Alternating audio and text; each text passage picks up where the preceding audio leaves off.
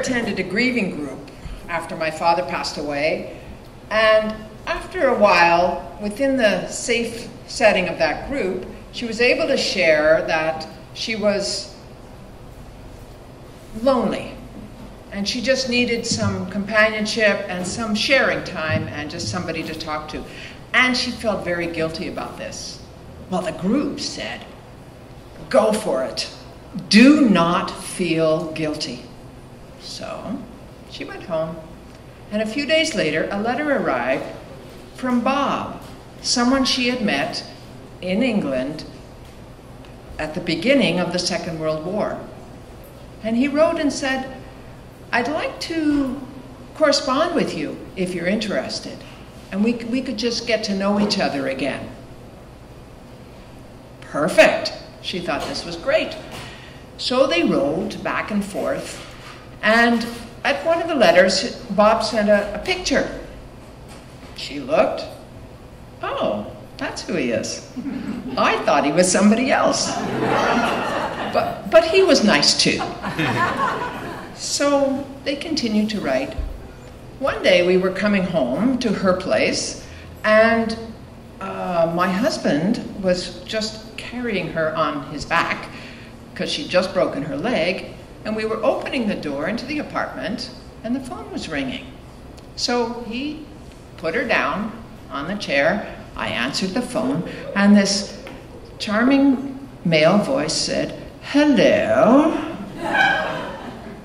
So I handed the phone to my mom. I think it's Bob. Right before my eyes, my 80-year-old mother morphed into a teenager. She was talking, blathering, speaking high. It was amazing.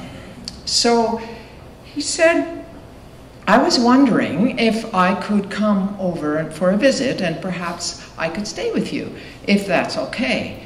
If it's not, we could just visit, and I would go on to Toronto and stay with some friends there. So my mom said, of course you can come. I'd be delighted for you to come and stay with us. She was quite excited.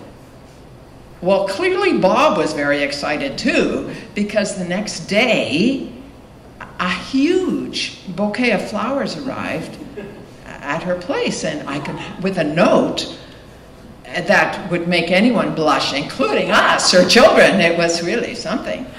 So my mother began to feel, oh, well, I should do something like, maybe I should go to the doctor, and just kind of get checked out, and, down there, just in case. So, okay, and we made the appointment, and then she just got nervous again and thought, oh, I gotta get some clothes, and what should I do? I know, I have to go to the lingerie store, just in case. So I said, oh, okay, and that happened. So time passed, and it was time for Bob to come and arrive. And so we went to the airport, picked him up, whisked him off to the Eastern Townships where my mom spends her summers. We all assumed he would be sleeping upstairs with her.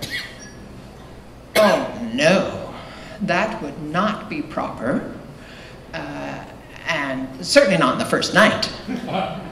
So we showed Bob where he would be sleeping in an alcove off the living room, and the bathroom was over there.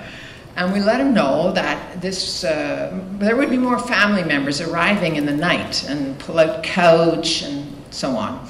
So he said, fine.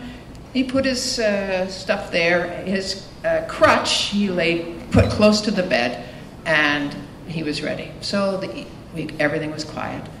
And that nighttime visit to the bathroom happened. So he got his crutch and he walked around the pull-out couch and around the air mattress, got to the bathroom door, opened it up to be faced with my nephew's Irish wolfhound, whom he had put in there because there was no room in the living room. Well, Bob survived that and eventually went back to bed. The next day arrived. We're all sitting around having breakfast in the kitchen, much laughing, lots of food and coffee.